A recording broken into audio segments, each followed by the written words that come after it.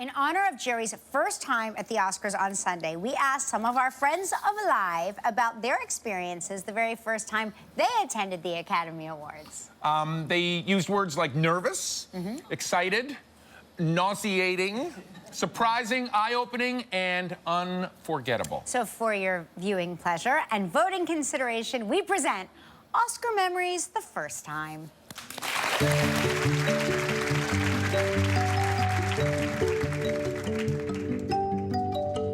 Okay, my Oscar memory, the one that's tattooed in my mind, is going to Madonna's after party after I got nominated for Doubt and running into Mick Jagger, Jack Nicholson, and then going to this party, taking my shoes off, holding them in my hand, and dancing on the dance floor with Sean P. Diddy, Sharon Stone, and for 3-4 hours, I just made a fool out of myself. Just bumping and putting my booty in the air, and that was my favorite Oscar memory. So an outstanding memory for me from the Oscars was probably the first time I attended. I was nominated in the year 2000, I believe, for The Talented Mr. Ripley. And it was held at the old venue, which was the Shrine Auditorium. And I remember pulling up, and it really resembled like a giant car park. And the first people I saw, I was obviously very excited, were Matt Stone and Trey Parker dressed as women. So I remember being at my first Oscars, and I'm sitting in maybe the second or third row. I'm sitting there, and Denzel walks past me, and he looks at me and says, "So you got the #1 movie in the country, huh? And you nominated for an Oscar."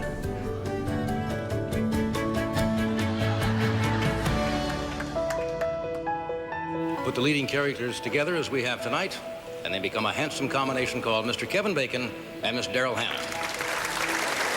I haven't been to the Oscars since about 1983, I think it was. And on the way out to California, I flew on a jet with Liza Minnelli, and she asked me if I wanted to ride to the Oscars with her, which I did.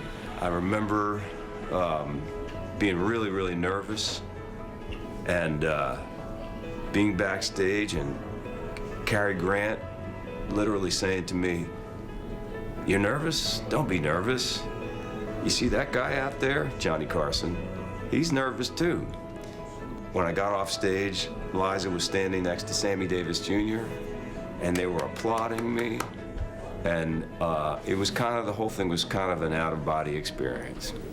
Here are Christian Slater and Nicole Kidman. I remember 1993, I went to the Oscars and I got to present with Nicole Kidman. It was, man, I mean, she's very tall, which is fine, and she was wearing these phenomenally wonderful high heels, but I figured, what the heck? I felt good, I was in my tuxedo. But now, if you see this clip, you'll see that the tuxedo, it looks like I sort of borrowed it from my dad. So really not the most streamlined look I could have had at the time, but still enjoyed the evening anyway.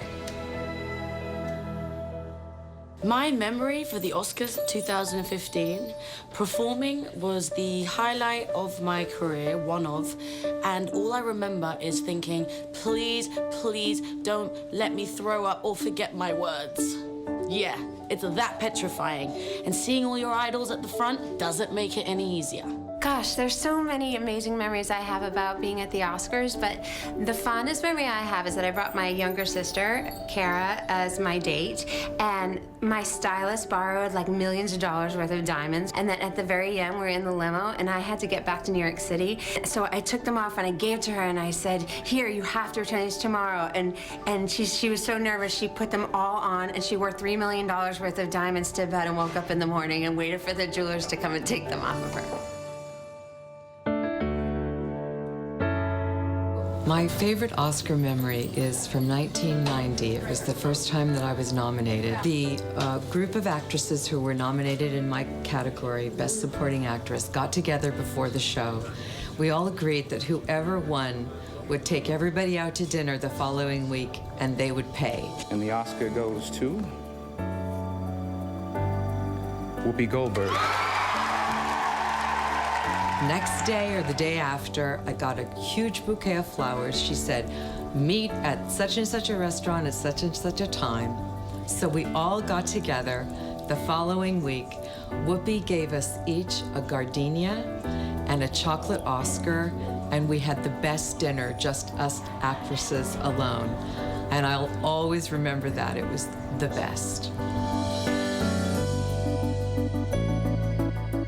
Oscars, for the most part, for me, is almost a dream, a blur. And, you know, you spend so much time watching it as a child, as a young adult, and I never projected myself there. And yet, when I decided that this is what I wanted to do, that became a chance. And this year, the Oscar for directing goes to... Sometimes the planets line up, and when they did, I found myself at the Oscars staring at everyone, wondering what in the world I was doing here. Kevin Costner. Yes. When they called my name, I don't remember much after that except running. And I think I ran to the stage. That's what the Oscar stands for, is a little bit of hope for people around the world who think that's what I want to do.